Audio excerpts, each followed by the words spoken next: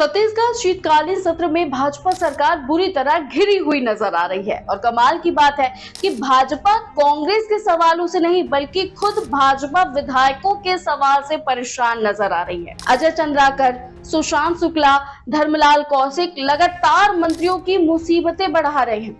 पहले दिन की बात करें तो अजय चंद्राकर ने मोर्चा संभाला और वित्त मंत्री ओपी चौधरी द्वारा पेश किए गए विजन डॉक्यूमेंट पर सवाल खड़े कर दिए। लेकिन आखिर ऐसा क्यों हो रहा है? क्यों भाजपा विधायक अपनी ही सरकार की मुश्किलें बढ़ा रहे हैं? इस सवाल का जवाब समझने की कोशिश करेंगे इस वीडियो में। विधानसभा के पहले दिन विजन डॉक्यूमेंट पर बोलते हुए अजय चंद्राकर ने इस डॉक्यूमेंट में उद्योग नीति को नजरअंदाज करने का आरोप लगाया। मेक इन इंडिया की तर्ज पर मेक इन छत्तीसगढ़ की नीति अपनाने की मांग रखी। ओपी चौधरी से नजर हटाने के बाद उनके निशाने पर आए खाद्य एवं नागरिक आपूर्ति मंत्री दयालदास बघेल। उन्होंने तो मंत्री जी को बहस करने की चुनौती तक दे डाली। शब्दों के तीखे बाढ़ चलाते चलाते अजय चंद्राकर ने तो विकसित छत्तीसगढ़ 2047 पर भी तंज कस दिया। वहीं सत्र के दूसरे दिन कांग्रेस विधायक भूपेश बघेल और उमेश पटेल अपने तेवर पे नजर आए और बेरोजगारी भत्ता के मुद्दे पर सरकार को घेरा। बेरोजगारी भत्ता योजना बंद नहीं हुआ है, ये सरकार का लिखित उत्तर है।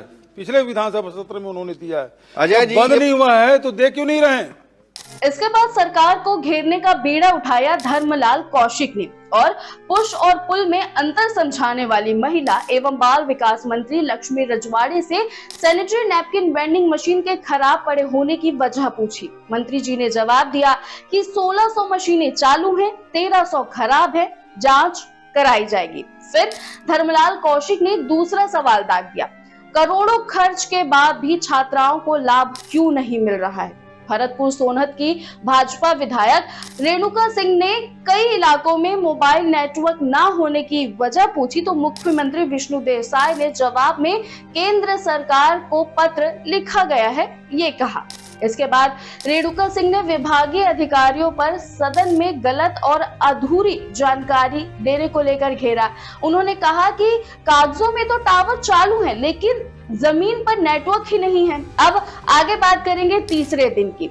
तीसरे दिन विधानसभा में 35,000 करोड़ का सप्लीमेंट्री बजट पेश किया गया और इस पर कांग्रेस विधायक राघवेंद्र सिंह ने सवाल खड़े किए कि जब प्रदेश पहले से ही कर्ज में डूबा है तो इतना भारी भरकम सप्लीमेंट्री बजट पेश करने की क्या जरूरत है? उन्होंने सरकार पर महतारी वंदन योजना के तहत 1,000 रुपए देकर बिजली बिल में इससे ज्यादा की वसूली की बात कही। इससे पहले भाजपा विधायक सुशांत शुक्ला ने एपीएल से बीपीएल राशन कार्ड परिवर्तन के मुद्दे पर खाद्य मंत्री को घेरा और अपनी ही सरकार पर गलत जानकारी देने का आरोप लगाया। उनका कहना था कि एपीएल कार्ड डिलीट करके बीपीएल कार्ड बनाया गया और इस संबंध में एफआईआर भी हुई है। खाद्य मंत्री दयालदास बघेल ने उनकी आपत्ति को खारिज करते हुए कहा कि कोई परिवर्तन नहीं हुआ है। जांच में सिर्फ 19 राशन कार्ड में गड़बड़ी मिली जिसमें से 4 मामलों में जोन क्रमांक 4 के जोन ऑफिसर के अनुशंसा पर कार्रवाई की गई है और जांच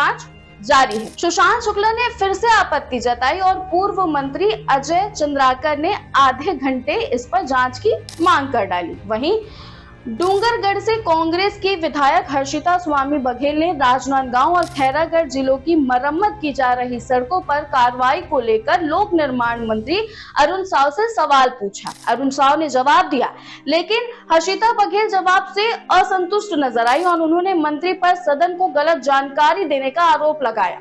उनका कहना है कि जमीन पर किसी भी सड़क पर काम शुरू नहीं हुआ है। मंत्री अरुण साव और हर्षिता स्वामी के बीच तीखी बहस हुई। बीच में विवाद बढ़ने पर आसंदी ने बीच में हस्तक्षेप करते हुए कहा कि मंत्री की ओर से दी गई जानकारी रिकॉर्ड में ली जाएगी और वही आधिकारिक मानी जाएगी।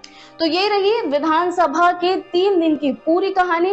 कुल मिलाकर कहानी ये है कि कांग्रेस से ज्यादा बीजेपी विधायक अपनी ही सरकार से प्रश्न पूछ रही है और अपनी ही सरकार की मुश्किलें बढ़ा रहे हैं।